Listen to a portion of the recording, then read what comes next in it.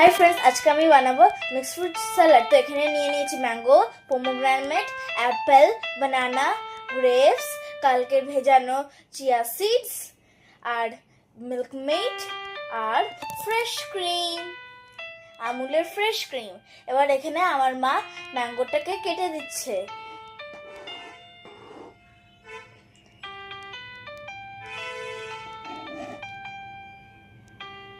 এখন এখানে বানানা কাটা হচ্ছে। এবার আমি ঢালবো বাটিতে ফ্রেশ ক্রিম। এবার এটাকে মিক্স করব। এবার আমি অ্যাড করব মিল্ক মেড। এটাকে আবার মিক্স করব সুন্দর করে।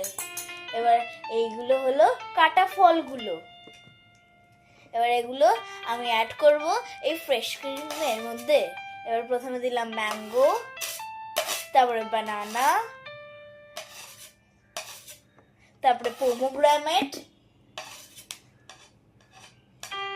তারপরে গ্রেপস, তারপরে অ্যাপেল।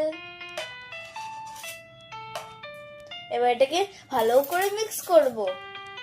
এবার দেব চিয়া সিডস, ছড়িয়ে দিয়ে দেব। এবার এটাকে আবার মিক্স করব সুন্দর করে। এই যে হয়ে গেল মিক্সারটা।